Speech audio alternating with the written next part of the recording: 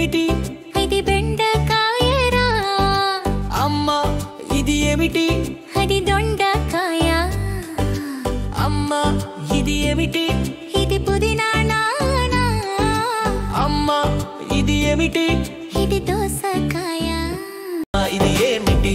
ఇది ఏమిటి? ఇది ఏమిటి? ఇది బెండకాయరా.